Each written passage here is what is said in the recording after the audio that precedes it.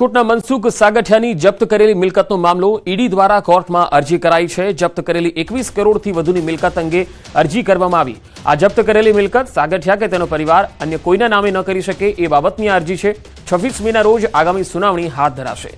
અગાઉ રાજકોટ એસીબીએ પણ આ પ્રકારની અરજી કોર્ટમાં કરી હતી। ટીઆરપી ગેમ ઝોન અગ્નિકાંડ બાદ મનસુખ સાગઠિયા સામે અપ્રમાણસર મિલકત અંગે કાર્યવાહી કરવામાં આવી હતી।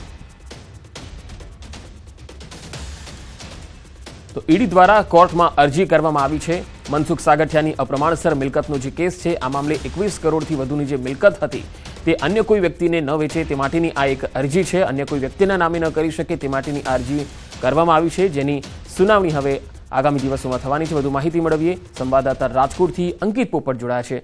अंकित, ईडी द्वारा जे कोर्टमां अरजी कराई छे, हवे આગળ आ मामलामां शुं થઈ શકે? ચોક્કસ પંકજ, ખાસ કરીને વાત કરવામાં આવે તો જે પ્રમાણે ટીઆરપી ગેમ ઝોન અગ્નિકાંડ સર્જાયો હતો ને ત્યારબાદ જે મહાનગરપાલિકાના ટાઉન પ્લાનિંગ ઓફિસર જે મનસુખ સાગઠિયા હતા તેમની અપ્રમાણસર મિલકત મળી આવી હતી ને 21 કરોડથી પણ વધુની મિલકત છે તે ખાસ કરીને રાજકોટ એસીબી દ્વારા ટાંચમાં લેવામાં આવી હતી અને ત્યારબાદ સમગ્ર મામલે ઈડીએ પણ આ કેસમાં ઝંપાવ્યું હતું અને પીએમએલ એક્ટ અંતર્ગત છે તે કાર્યવાહી પણ કરવામાં આવી હતી।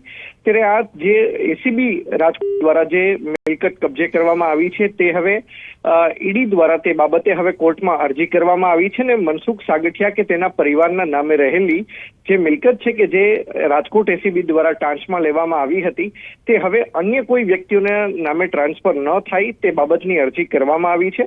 ગઈકાલે તે બાબતની સુનાવણી છે તે રાખવામાં આવી હતી, પરંતુ મનસુખ સાગઠિયા વતી કોઈ પણ વ્યક્તિ હાજર નહોતા રહ્યા, જેના કારણે હવે નવી મુદત પડી છે ને આગામી 26 મે 2025 રોજ આ મામલે વધુ સુનાવણી છે તે હાથ ધરવામાં આવશે।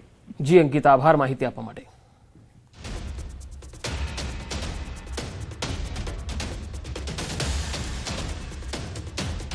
અમદાવાદમાં લોરેન્સના નામે ધમકી આપનારો પકડાયો।